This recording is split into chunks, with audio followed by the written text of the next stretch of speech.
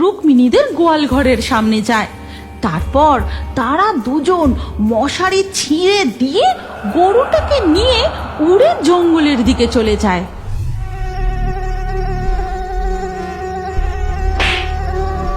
ওরে বাবা রে, কি মশা কামড়াচ্ছে রে! শান্তি করে একটু খাটে শুলাম আর মশা একেবারে জ্বালিয়ে মারছে। উহুহুহু। ওদিকে গাছের ডালে মামদভূতকেও এক ঝাঁক মশা ঘিরে ধরে টপাটপ হুল ফোটাতে থাকে। এই জোরে মশাটা কামড়ালো রে বাবা! ধুর, ভালো লাগে না। কানের কাছে এক ঝাঁক মশা প্যান প্যান করেই চলেছে। এই মশার হাত থেকে রেহাই পেলে বাঁচি। মশার জ্বালায় নাজেহাল হয়ে ডাইনিও বিছানার উপর উঠে বসে আর বলে, আই, হুস, হুস, আমার কানের কাছ থেকে সরে যা বলছি। কি দিন এলো রে বাবা! মশা কামড়ে ভূতেদের একেবারে নাজেহাল করে দিচ্ছে। কোথায় আমরা সবাইকে ভয় দেখিয়ে বেড়াই, সেখানে এই খুদে মশাগুলো আমাদের জ্বালাচ্ছে।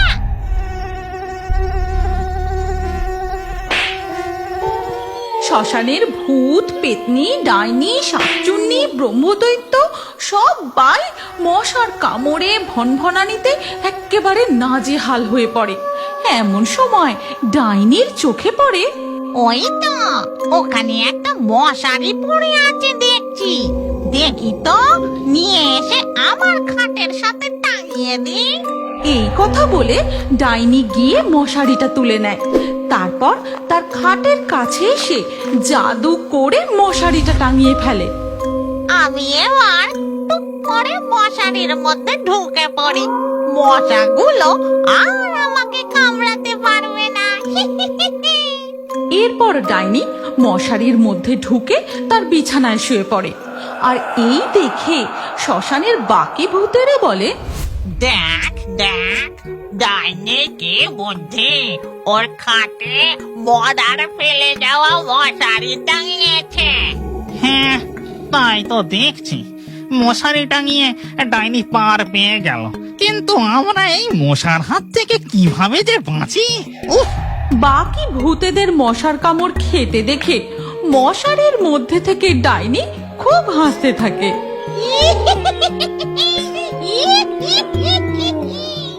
এমন সময় এক ঝাঁক মশা মশারির একটা ফুটো দিয়ে ভিতরে ঢুকে পড়ে। এ কি বদমাস মশাগুলো মশারির মধ্যে ঢুকে পড়লো! এই মশার জ্বালায় আমি যাই কোথায়? সেই সময় শ্মশানে দুই ভয়ঙ্কর মশা ম্যালেরিয়া ও ডেঙ্গু প্রবেশ করে। তারপর ডেঙ্গু মশা উড়ে গিয়ে বসে মামদোর উপর, আর ম্যালেরিয়া মশা ডাইনির মশারির মধ্যে ঢুকে ডাইনিকে হুল ফোটায়। ওরে বাবা রে বাবা, গেলুম গেলুম গেলুম রে! এই যে ইনজেকশন দেওয়ার মতন করে হুল ফোটালো। ওদিকে মামদভূত ডেঙ্গু মশার কামড়ে গাছ থেকে নেমে শ্মশানের এদিকে ওদিকে দৌড়াদৌড়ি শুরু করে দিয়েছে। আর এই দেখে শাকচুন্নি বলে, কে হলো রে মামদ?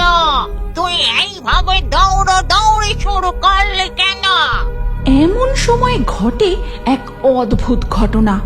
ম্যালেরিয়া ও ডেঙ্গু মশার কামড়ে ডাইনি ও মামদভূতের রূপ বদলে তারা হয়ে যায় ম্যালেরিয়া ডাইনি মশা ও ডেঙ্গু মামদভূত।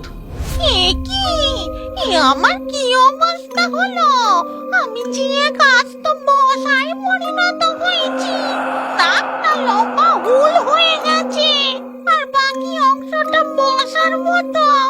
মশার কামড়ে আমিও যে মশা হয়ে গেছি, কিন্তু হঠাৎ আমার এত জোরে পিপাসা কেন পাচ্ছে?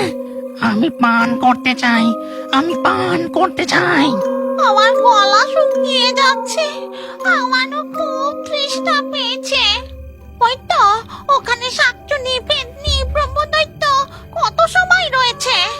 হ্যাঁ ম্যালেরিয়া ডাইনি, তুমি একদম ঠিক কথা বলেছ। চলো ওদের দিকে, আমরা ওদের চল ডেঙ্গু মশা ভূত, ওদের সব কটাকে হুল ফুটিয়ে। এই বলে ম্যালেরিয়া ডাইনি ও ডেঙ্গু মশা ভূত শ্মশানের বাকি ভূতেদের তাড়া করে। তখন দৌড়তে দৌড়তে শাকচুন্নি বলে, এই ডাইনি আর মামদোর মাথা কাটা হলো নাকি? মশা হইয়া আমাদের পিছু নিয়েছে। শাকচুন্নি, মনে হয় বিষাক্ত মশার কামড়ে ডাইনি ও মামদো এরকম মশা ভূত হয়ে গেছে।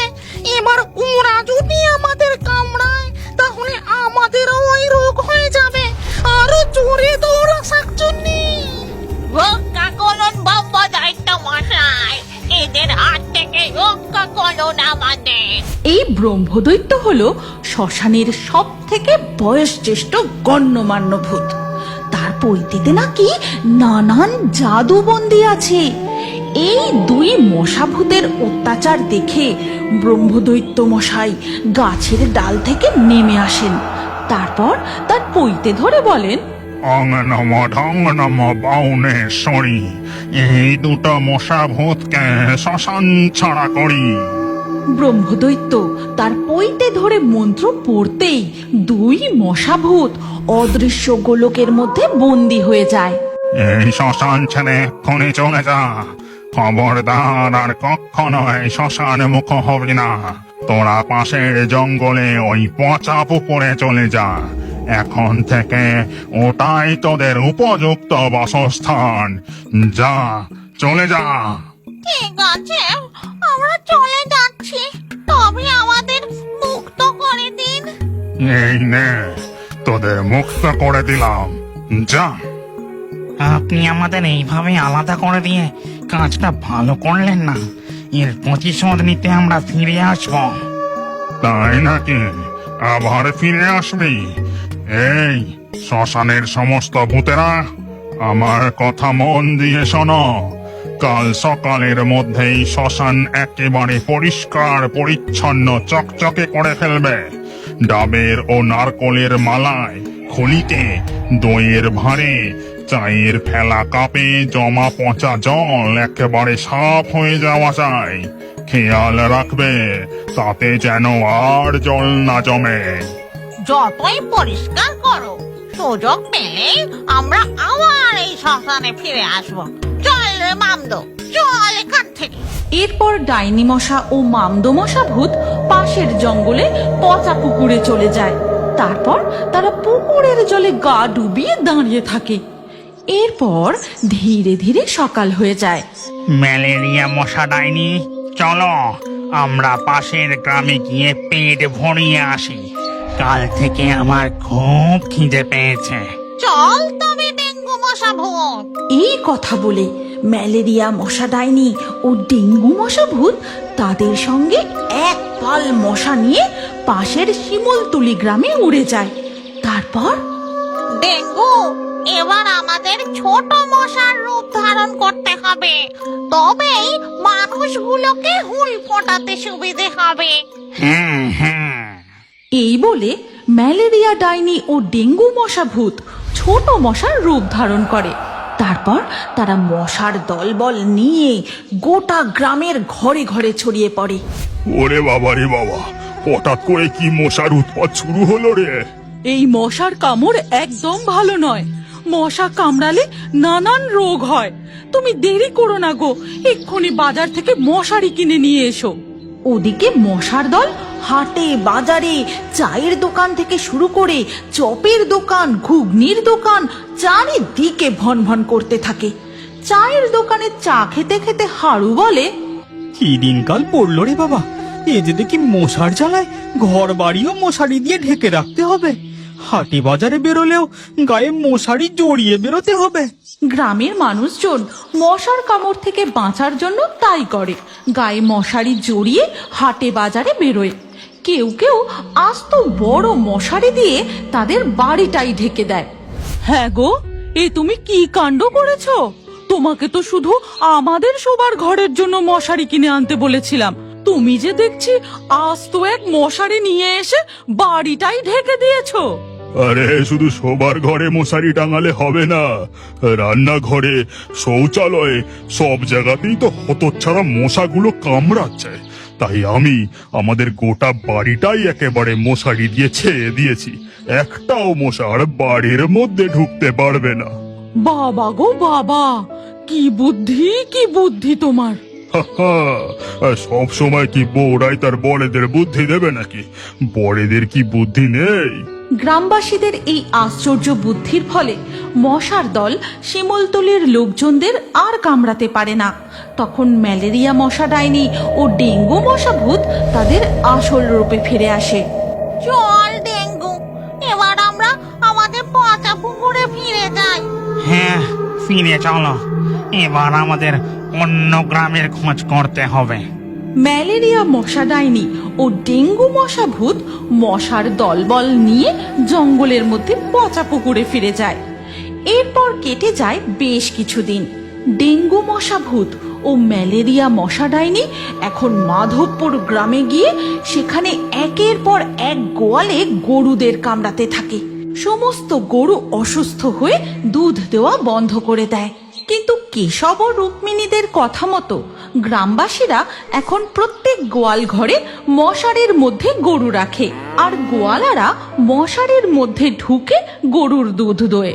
গিন্নি, তুমি শান্তিতে দুধ দাও। কপিলাকে এখন আর একটাও মশা কামড়াতে পারবে না। হ্যাঁ, তুমি ঠিক বলেছ। মশারির মধ্যে একটাও মশা ঢুকতে পারেনি। কপিলা একদম শান্ত হয়ে দাঁড়িয়ে আছে। এই কথা বলে রুক্মিণী মশারির মধ্যেই কপিলা গরুর দুধ দুইতে থাকে, আর কেশব গোয়ালের বাইরে দাঁড়িয়ে থাকে। ঠিক তখন মশারির বাইরে বেশ কিছু মশা ভিতরে ঢোকার জন্য চেষ্টা করে। কেমন জব্দ করেছি! খুব গরুগুলোকে হুল ফোটাতিস। অবলা জীব মুখে কিছু বলতে পারে না বলে খুব জ্বালিয়েছিস। মশাগুলো ব্যর্থ হয়ে কেশবদের গোয়াল থেকে উড়ে যায়।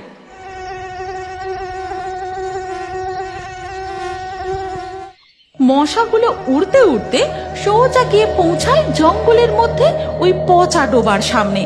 তারপর মশাগুলো তাদের আসল রূপে ফিরে আসে। না না না না না, এভাবে চলতে পারে না। ওই সামান্য মশারি দিয়ে মশা ডাইনিকে আটকানো সম্ভব নয়। আমাদের আরো বড় কিছু পরিকল্পনা করতে হবে। মশার রানী ম্যালেরিয়া ডাইনি, আপনি একদম ঠিক কথা বলেছেন। আমাদের আরো বড় পরিকল্পনা করতে হবে। আমার কথা মন দিয়ে শোন। আজ রাতে সমস্ত গ্রামবাসী যখন ঘুমিয়ে পড়বে, তখন আমরা আমাদের আসল রূপে হানা দেব। তারপর গরুগুলোকে গোয়াল ঘর থেকে তুলে নিয়ে যাব। বাহ বাবা বাবা, এটা তো দারুণ হবে। আপনার মাথায় যে দেখি খুব বুদ্ধি।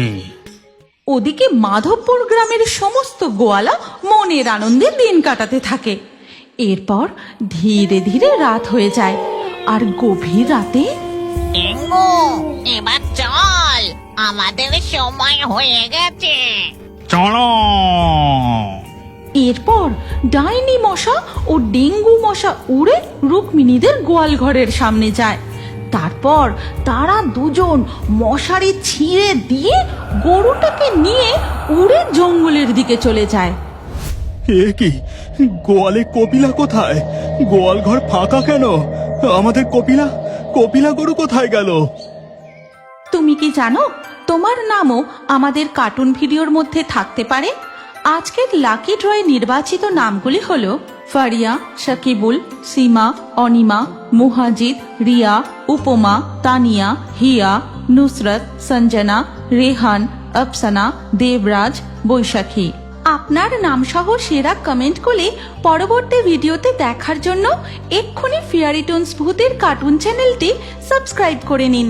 তারপর আপনার নাম কমেন্টে লিখে দিন, আর স্ক্রিনের উপরে আসা এই পরবর্তী ভিডিওতেও ক্লিক করে ওই ভিডিওতেও আপনার নাম লিখে দিন।